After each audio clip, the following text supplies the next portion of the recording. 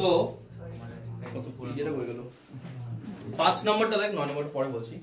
5 নম্বরটা দেখ, 5 নম্বরে কি বলছে, find the term independent of x in the expansion of. আচ্ছা, এক্সপানশন যে টার্মটা বলছে না, এক্সপানশনের মিনিংটা কি? এক্সপানশনের মিনিংটা হচ্ছে এই যে এরকম a plus b whole square, এটাকে ভাঙলে কি হবে, a square plus 2ab plus b square. তো এই পার্টটার এক্সপানশন হচ্ছে এটা, বা এক্সপ্রেশন যেটাকে বলছিলাম ওইটাই এক্সপানশন। মানে এক্সপানশন মানে ভাঙলাম যেটা, হ্যাঁ বিস্তার আর কি। ঠিক আছে, তোরা পড়তি না এটার বিস্তার করো, তাই তো? ওরকমই আর কি, এটাকে এক্সপানশন করলে যে জিনিসটা পাচ্ছি, যে ফর্মুলা দিয়ে জিনিসটা পাচ্ছি, ওটাকে এক্সপানশন বলছে। এবার কোশ্চেনটা কি দেখ, find the term independent of x. এটা মানেটা কি হচ্ছে, মানে যেখানে ধর a প্লাস এক্স কিছু একটা লিখলি টু দি পাওয়ার n, এখানে কিছু আসলো প্লাস এখানে কিছু আসলো প্লাস এখানে কিছু আসলো, এবং করতে করতে করতে চলছে জিনিসটা। ঠিক আছে, এইবার কি বলছে, এমন একটা টার্ম বের করো যেটা ইন্ডিপেন্ডেন্ট। কার ইন্ডিপেন্ডেন্ট? এক্স এর। মানে ওখানে কি থাকবে না, এক্স থাকবে না। ইন্ডিপেন্ডেন্ট অফ এক্স মানে এক্স টার্মটাই থাকবে না। তো এক্স থাকবে না মানে কি, এক্স এর পাওয়ার কত হবে, 0। তার মানে কোশ্চেনটা অ্যাকচুয়ালি কি বলছে বলতো, কোফিশিয়েন্ট বের করতে বলছে কার, এক্স টু দি পাওয়ার 0। কথাটা বুঝতে পারলি? আবার বলছি, মনে কর আমি যেরকম একটা মনে কর একটা ইকুয়েশন লিখলাম, মনে কর 3x minus 1/x two the পাওয়ার 5 আছে মনে কর।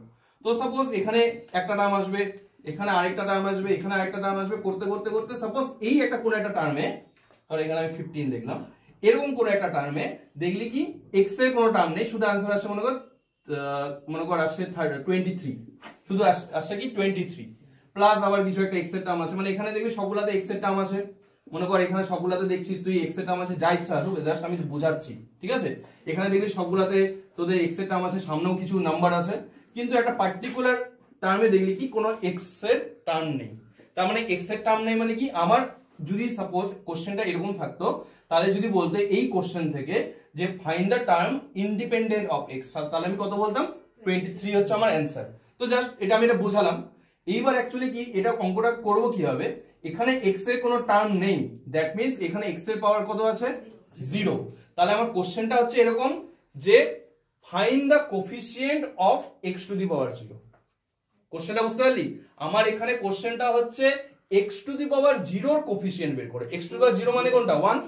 ও সব বের করতে, হ্যাঁ, তাহলে x to the power 0 coefficient মানে ওটার অ্যানসার 23। তাহলে যেভাবে অঙ্কটা করছিলিস সেইভাবেই করবি, শুধুমাত্র লিখবি যে শুধু মানে কোশ্চেনটা হচ্ছে ঘুরায় দেওয়া হয়েছে কি, এতক্ষণ তোকে বলছিল যে আগের ফার্স্ট কোশ্চেনটা বলছিলাম 1/x² এর কোফিশিয়েন্ট বের করো, তারপরে কোশ্চেনটা কত বলছিলাম কিসের, x টু দি পাওয়ার 4 এর কোফিশিয়েন্ট বের করো।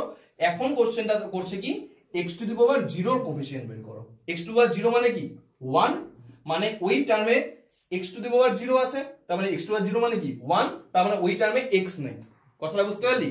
তো ওই জন্য আমাদের কোশ্চেনটা 5 নম্বরের কোশ্চেন যেগুলো আছে, যতগুলো কোশ্চেন দেওয়া আছে, ওটার কোশ্চেনটা হচ্ছে মানে ইনডাইরেক্ট ওয়েতে বলতে পারি, find the coefficient of x to the power 0।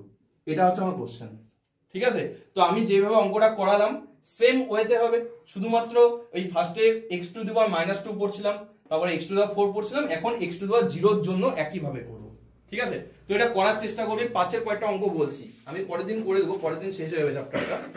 5 এর 2 নাম্বার আর 5 নাম্বার,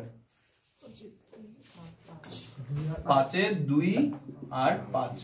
আচ্ছা 3 এর এখানে একবার লিখে দিই, ভিডিওটা বলতে তখন আসে নাই। 3 এর হবে 1 3 4 আর কত বলছিলাম,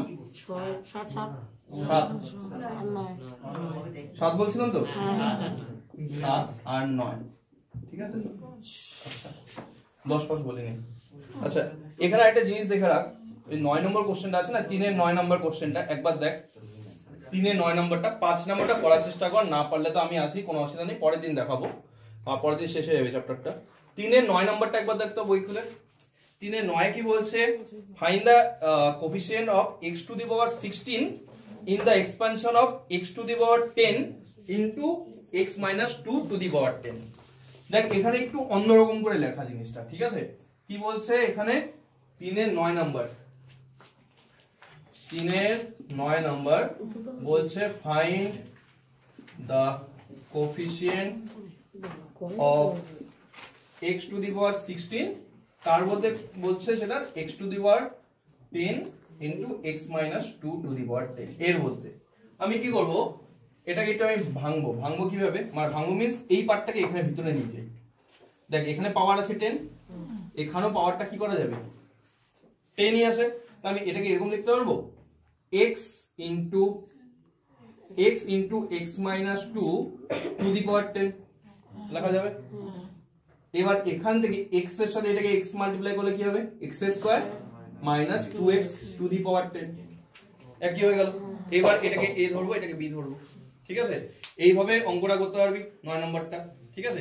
এরকম দেখবি অনেক সময় দেখবি কি এরকম একটা টার্ম আছে আর বাইরে একটা কিছু দিয়ে দিয়েছে, বাইরেরটাকে কি করবে ভিতরে ঢুকা দিবি। সাপোজ যদি কোশ্চেনটা করতো, মনে কর কোশ্চেনটা দেওয়া আছে এরকম, সময় দেখ 1/x আর দেখলি x square minus 2x to the power 10, ঠিক আছে? তাহলে মানে x এটা হবে না, এটা তোরা করতে পারবি না, অন্য দেখাই তারা বইয়ের থেকে। মানে যদি 10 না থাকে অন্য কিছু থাকতো তাহলে তাহলে ওরকমই থাকবে যাতে তোরা করতে পারিস, ঠিক আছে? অন্য কিছু ভেবে দিবে না, দেখে নিচ্ছে ওই জন্য এরকমই দেওয়া থাকবে যেটা তোরা করতে পারবি।